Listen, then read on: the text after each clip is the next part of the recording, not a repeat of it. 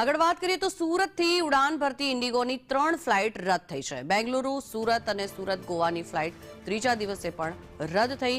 Surat પુણેની flight રદ થતા મુસાફરો પરેશાન થયા છે। અન્ય પણ 7 ફ્લાઇટ મોડી પડવાના કારણે થઈને ભારે હાલાકીનો સામનો કરવાનો વારો આવ્યો છે। ત્યારે ટેકનિકલ ખામી હોવાના કારણે થઈને રદ થઈ હોવાનું અનુમાન લગાવવામાં આવી રહ્યું છે। સુરત એરપોર્ટ પરથી ઇન્ડિગોની 3 ફ્લાઇટ રદ થઈ છે। વધુ માહિતી મેળવીએ સંવાદદાતા જયેન્દ્ર પાંડે જોડાયા છે આપણી સાથે।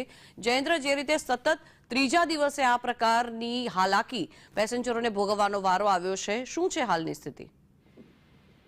જી ઝંખના, જે રીતે વાત કરવામાં આવે સુરત ઇન્ટરનેશનલ એરપોર્ટ ઉપર સતત મુસાફરોનો ઘસારો જોવાઈ રહ્યો છે, ત્યારે સંખ્યામાં પણ વધારો થઈ રહ્યો છે। પરંતુ છેલ્લા 3 થી 4 દિવસથી કુલ વાત કરવામાં 8 થી 9 જેટલી ફ્લાઇટો રદ થઈ ચૂકી। ત્યારે ગત રોજ પણ સુરતથી કુલ 3 જેટલી ફ્લાઇટો રદ થઈ હતી। તે ઉપરાંત ઇન્ડિગોની બેંગલુરુ, સુરત, સુરત ગોવા અને સુરતથી પુણે 3 જેટલી ફ્લાઇટો રદ કરવામાં આવી હતી। તેના પાછળનું કારણ જ્યારે મુસાફરોએ એરપોર્ટ મેનેજરને પૂછ્યું હતું ત્યારે તેમણે કહ્યું હતું કે સોફ્ટવેર અને ટેકનિકલ કારણના કારણે આ એરપોર્ટ જે ફ્લાઇટ છે તે રદ કરવામાં આવી છે। તે સાથે કુલ 7 જેટલી અન્ય જેટલી ફ્લાઇટ હતી તે મોડી પડી હતી, જેમાં ખાસ કરીને વાત કરવામાં આવે તો દિલ્હી, હૈદરાબાદ, બેંગલુરુ, વારાણસી સહિતની કુલ 4 અને બીજી 2 જે ફ્લાઇટ હતી તે મોડી આવતા તેને પાછી મોડી ટેકઓફ કરવાની ફરજ પડી હતી। તેના પાછળનું મુખ્ય કારણ એ હતું કે હવામાનની જે કોઈ સ્થિતિ હોય તેના કારણે રદ થઈ હતી। મહત્વની વાત એ પણ છે કે છેલ્લા 3 દિવસથી આ પ્રકારની સ્થિતિ સર્જાઈ રહી છે અને મુસાફરો ત્યારે સમય ઉપર તેઓ પોતાના ગંતવ્ય સ્થાન પર નથી પહોંચતા, તેઓ ખૂબ જ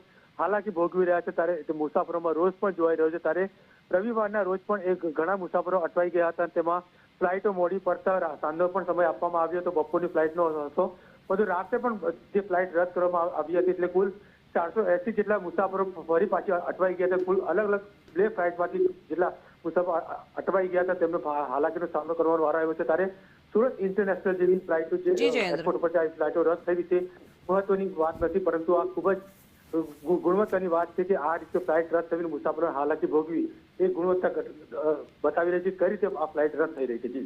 જી આભાર જયેન્દ્ર સમગ્ર માહિતી બદલ।